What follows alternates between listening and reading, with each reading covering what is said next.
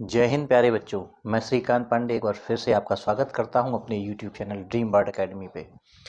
बच्चों, हम लोग पिछले वीडियो में 2022 का 7वां और आखिरी सेट सॉल्व कर रहे थे, जिसका फर्स्ट पार्ट हम लोग सॉल्व कर चुके थे। आज हम लोग सेकेंड पार्ट सॉल्व करेंगे। तो आइए स्टार्ट करते हैं। तो इसमें है चौथे का गा पार्ट। इन्होंने पूछा है कि मेथिलअमीन अमोनिया से अधिक क्षारीय क्यों है। मेथिलअमीन अमोनिया से अधिक क्षारीय क्यों है। तो सबसे पहले तो हमें पता ये चल जाए कि अमोनिया क्षारीय क्यों होता है, यानी अमोनिया का जो नेचर होता है वो बेसिक क्यों होता है। तो देखिए, ये चौथे का गा पार्ट है।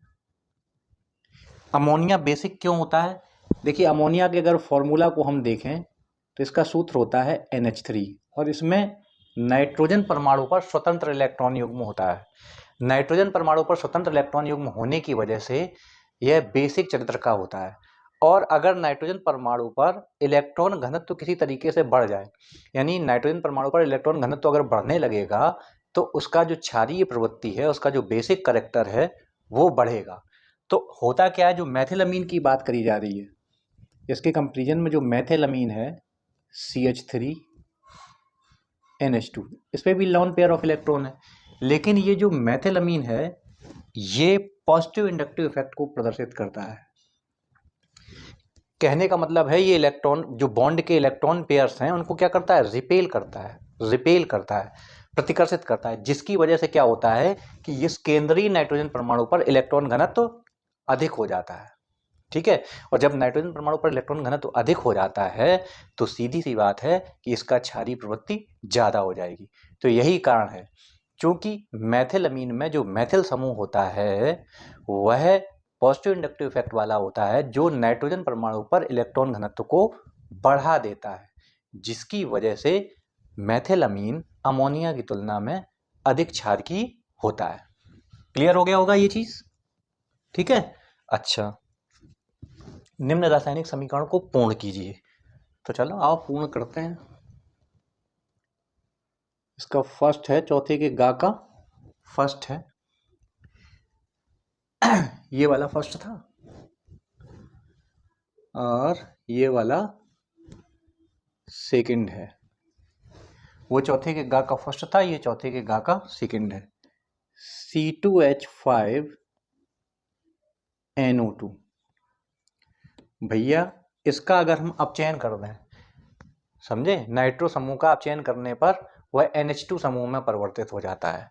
तो जो अपचायक है SN/HCl, टिन व HCl के साथ इसको अपचयित करवाएंगे, 6H इसमें लगेंगे और यहां से क्या निकल जाएगा, 2H2O निकल जाएगा और इसकी जगह पे क्या हो जाएगा, इसकी जगह पे हो जाएगा C2H5NH2, मतलब ये एथिलअमीन बन गई।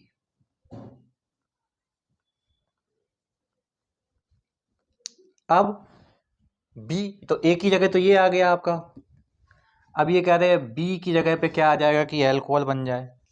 तो देखिए, NaNO2 प्लस HCl से इसकी अभिक्रिया करवा दें। तो NaNO2 HCl से जब अभिक्रिया करवाएंगे तो ये क्रिया होगी, जाके HNO2 बनेगा, तो HNO2 से अभिक्रिया होगी। ठीक है। तो ये अभिकारक B तुम्हारा जो हो जाएगा वो NaNO2 और HCl हो जाएगा ये, और क्रिया काय से होगी, HNO2 से। तो HNO2 से अभिक्रिया होगी तो C2H5OH अर्थात एथिल अल्कोहल बन जाएगा और इसमें N2 नाइट्रोजन हमारी निकल जाएगी और साथ साथ H2O निकल जाएगा, N2 और H2O निकल जाएगा। तो ये A की जगह आपका आ जाएगा SnHCl और B की जगह आ जाएगा NaNO2 प्लस HCl। ठीक है। चलिए आगे जो है फ्रक्टोज का संरचना सूत्र लिखिए। फ्रक्टोज को ग्लूकोज में कैसे परिवर्तित करेंगे। तो फ्रक्टोज का संरचना सूत्र ये है आपका घा पार्ट।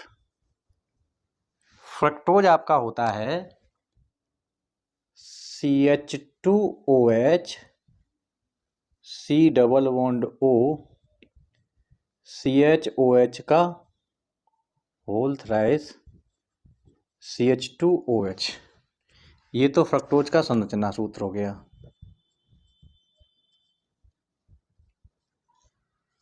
अब रही बात दूसरी, फ्रक्टोज को ग्लूकोज में कैसे परिवर्तित करेंगे। तो CH2OH C double bond O CHOH का होल थ्राइस CH2OH, इसकी अभिक्रिया हम करवाएंगे फेनिल हाइड्राजीन से C6H5NH तो हमारा बन जाएगा जाके CH double bond N NH C6H5 C double bond N NH C6H5 CHOH का होल थ्राइस CH2OH। इसको हम लोग कहते हैं फ्रक्टोसा जोन। फ्रक्टोसा जोन ग्लूकोज की फ्रक्टोज की हम फेनिल हाइड्राजीन से अभिक्रिया करवाएंगे तो हमारा फ्रक्टोसा जोन बन जाएगा जाके। ठीक है, अब इसका करवाएंगे हम क्या, हाइड्रोलिसिस। इधर से ऐसे घुमा दे रहे, क्या करवा दे रहे हैं, हाइड्रोलिसिस। तो यहाँ से और यहाँ से टूट जाएगा। ठीक है, तो ये H2 इसके साथ चला जाएगा, H2 इसके साथ चला जाएगा और O इसके साथ चला जाएगा। तो हमें ये चीज प्राप्त हो जाएगी। देखिए CH double bond O C double bond O CHOH का होल थ्राइस CH2OH। इसका हम करवाएंगे क्या, अपचयन जिंक और एसिटिक अम्ल के द्वारा। तो जब हम अपचयन करवाएंगे तो यहाँ पर 2H इधर पर और 1H उधर पर। तो जब अपचयन करवाएंगे तो 1H इधर और 1H इधर पर, यानी CHO और CHOH और CHOH का होल थ्राइस CH2OH। इस तरीके से हमें ग्लूकोज मिल जाएगा। ठीक है, फ्रक्टोज का फार्मूला है, इसकी फेनिल हाइड्राजीन से अभिक्रिया करवाएंगे तो फ्रक्टोसा जोन मिलेगा जाके, और फ्रक्टोसा जोन का हम हाइड्रोलिसिस करवाएंगे तो ये उत्पाद हमें मिलेगा जिसका हम अपचयन कराकर ग्लूकोज प्राप्त कर सकते हैं। पांचवें का काम इन्होंने कहा है कि आणविक उन्नयन स्थिरांक और मोलल उन्नयन स्थिरांक में अंतर बताइए और इन स्थिरांकों का प्रयोग करते हुए विलेय का अणुक द्रव्यमान यानी अणुभार ज्ञात करने के लिए दो अलग अलग सूत्र बताइए। तो देखिए, आणविक और मोलल उन्नयन स्थिरांक में अंतर क्या होता है। किसी विलायक के 100 ग्राम में विलेय के 1 मोल घोलने पर उसके क्वथनांक में जो वृद्धि होती है उसे आणविक उन्नयन स्थिरांक कहते हैं। ठीक है, और किसी विलायक के 1 किलोग्राम में, अब कितने हो गए, 1 किलोग्राम मतलब 1000 ग्राम। तो किसी विलायक के 1000 ग्राम में विलेय के 1 मोल घोलने पर जो क्वथनांक में वृद्धि होती है उसको मोलल उन्नयन स्थिरांक कहते हैं। ठीक है, यानी कि विलायक के 100 ग्राम में जो विलेय घोलेंगे तो जो वृद्धि होगी वो आणविक उन्नयन स्थिरांक, और विलायक के 1000 ग्राम यानी 1 किलोग्राम में घोलेंगे तो जो वृद्धि होगी उसे मोलल उन्नयन स्थिरांक कहेंगे। ठीक है, आइए अब इनके सूत्र लिख लेते हैं। पांचवें का आणविक उन्नयन स्थिरांक के लिए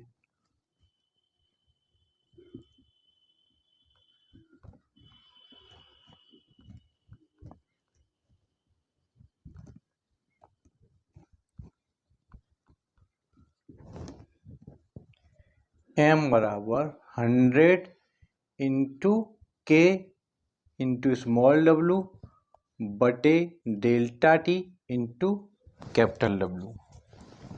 एक तो ये फार्मूला हो गया। देखिए W/M, यहाँ से अड़वार निकल आएगा, ठीक है। और दूसरा M बराबर 1000 into KB into small w बटे delta T into capital W, तो यहाँ से भी निकल आएगा। ये आपका कहलाता है क्या, ये है आणविक उन्नयन स्थिरांक, और ये KB है आपका, ये है मोलल उन्नयन स्थिरांक।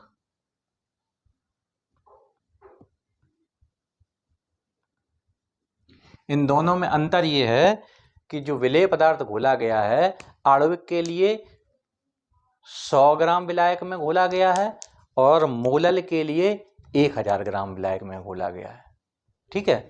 तो ये दोनों फार्मूलाज आप लिख लेंगे।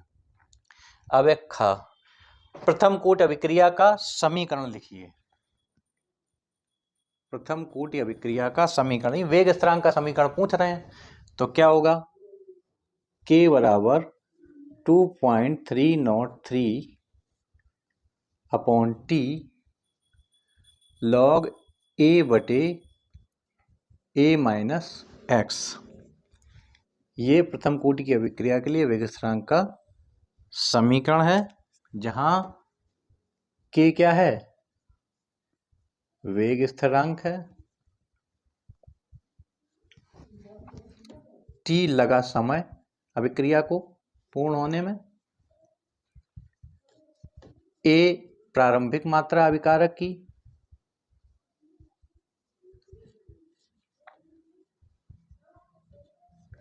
और A minus X is equal to है शेष मात्रा।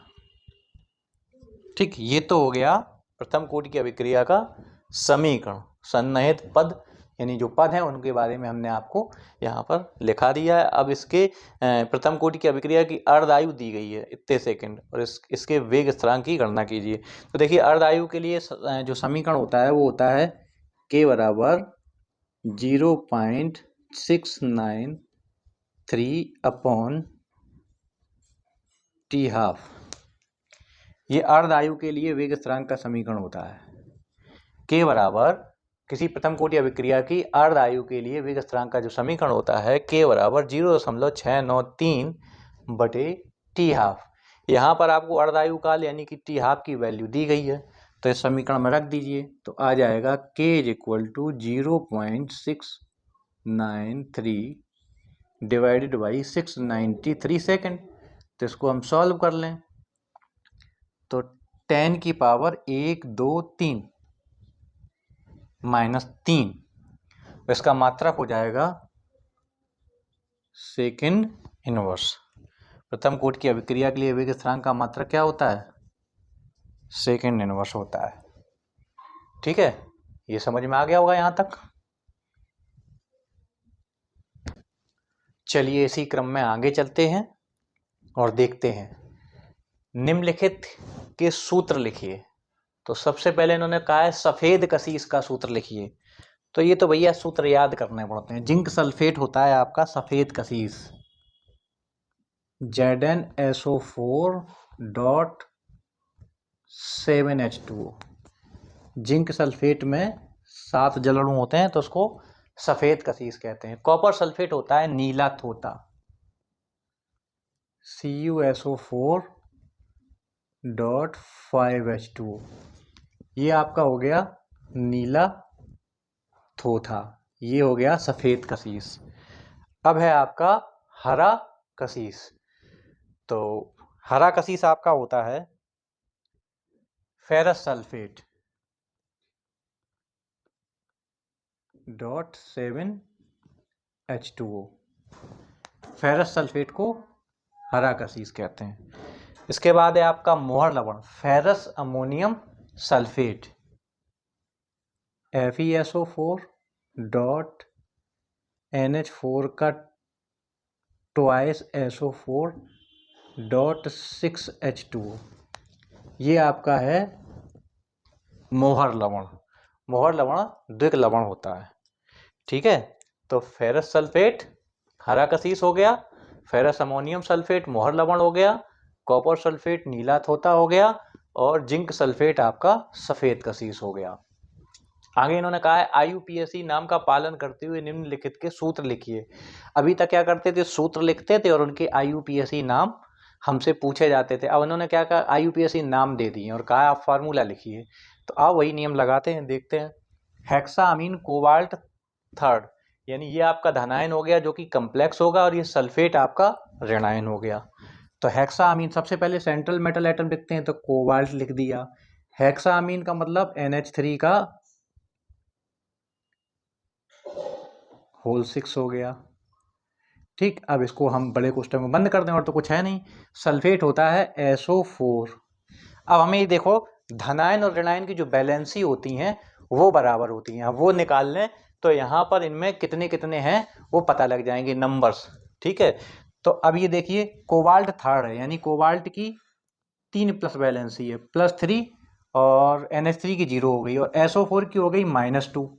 तो इधर 3 का गुणा होगा, इधर 2 का गुणा होगा, तो ये हो जाएगा होल ट्वाइस और SO4 का थ्राइस। देखिए NH3 की ऑक्सीजन नंबर 0 होती है और CO की +3 इन्होंने दे रखी है और SO4 की -2 होती है। तो इस वाले पार्ट की जो वैलेंसी हो गई वो हो गई +3 और इस वाले पार्ट की हो गई ऑक्सीडेशन स्टेट -2। तो अब उनको बैलेंस करने के लिए क्या करेंगे, 2 वाले का इधर गुणा कर देंगे और 3 वाले का उधर गुणा कर देंगे। ठीक है, तो इसी तरीके से अब इसका देखते हैं। तो इसका जो है potassium hexacyano iron, potassium hexacyano iron है। तो पोटेशियम इसमें सामान्य धन आयन हो गया, तो K हो गया पोटेशियम, और ये आपका संकुल है। तो केंद्रीय धातु परमाणु में आयरन को पहले लिखेंगे और हेक्सासाइनो तो Cn का होल 6। अब इसको देख लेते हैं, इनके ऑक्सीडेशन स्टेट निकाल के देखते हैं। तो K की तो होती है +1 और इस पार्ट की इन्होंने कितनी दे रखी है, Fe की +3 हो गई और Cn की कितनी हो गई -1। एक Cn की होती तो 6 Cn है, तो -6, यानी इस तरफ निकल रही है -3 और इस तरफ कितने हो रहे हैं 1। तो इसको बैलेंस कर 1 का गुणा करने से तो कोई फर्क नहीं पड़ेगा, तो इधर 3 का करना पड़ेगा, तो क्या होगा K3। तो जब इधर 3 का गुणा होगा तभी तो +3 और -3 तभी तो न्यूट्रल होगा उत्पाद। ठीक है, तो यहाँ पर K3FeCN का 6 पोटेशियम हेक्सासाइनो आयरन। ठीक है, इसके बाद आगे देखें डाईअमीन डाईक्लोराइडो प्लेटिनम। तो इसमें धनायन ऋणायन कुछ भी है ही नहीं, तो डाईअमीन डाई, तो प्लेटिनम को PT को सबसे पहले लिखेंगे, फिर NH3 का ट्वाइस और डाईक्लोराइडो Cl2। ये संकुल हो गया, ये उदासीन है, न धनायन है न ऋणायन है। ठीक है, अब इसके बाद देखिए सोडियम पेंटासाइनो नाइट्रोसिल फेरेट। तो फिर इसमें सोडियम कैसा हो गया, धनायन हो गया, सिंपल, और ब्रैकेट में क्या लिखेंगे संकुल को। तो पेंटासाइनो नाइट्रोसिल फेरेट, फेरेट में Fe पहले आ गया, Cn पेंटासाइनो हो गया और नाइट्रोसिल NO। अब इनके भी आवेश देख लें, तो Na की होती है +1 और फेरेट यानी Fe की +3 दी है, Cn की हो गई -5 और NO की होती है 0। तो ये निकली -2, इधर हो गया +1, तो इधर 2 का गुणा किया जाए, तो इसका मतलब हो गया तुम्हारा Na2FeCN का होल 5 NO, ये हो जाएगा। इसके बाद इन्होंने कहा है अमोनिया को शुष्क करने के लिए सांद्र H2SO4 का प्रयोग नहीं करते, निर्जल CaCl2 का प्रयोग नहीं करते, P2O5 का प्रयोग नहीं करते। क्यों, देखिए H2SO4 भी निर्जली कारक है, जल को अवशोषित कर लेता है, CaCl2 भी जल को अवशोषित कर लेता है और P2O5 भी जल को अवशोषित कर लेता है। इसके बावजूद भी अमोनिया को ड्राई करने के लिए इन तीनों का प्रयोग नहीं करते हैं। क्यों, सीधी सी बात है कि ये अमोनिया के साथ क्रिया कर जाते होंगे, जब अमोनिया के साथ क्रिया कर जाएंगे तो फिर हमारी अमोनिया डिस्टर्ब हो जाएगी, अमोनिया ही नहीं रहेगी। तो क्या होता है, चलो जान लेते हैं। क्योंकि H2SO4 अमोनिया के साथ क्रिया करके H2SO4 अमोनियम सल्फेट बनाता है, NH4 का ट्वाइस SO4। H2SO4 अम्ल है और अमोनिया बेसिक नेचर की होती है, तो अमोनियम सल्फेट लवण बन जाएगा। ठीक है। अब CaCl2 अमोनिया को अवशोषित कर लेता है, CaCl2.8NH3 ये यौगिक बना लेता है, तो इसलिए इसका भी प्रयोग नहीं कर सकते। ठीक।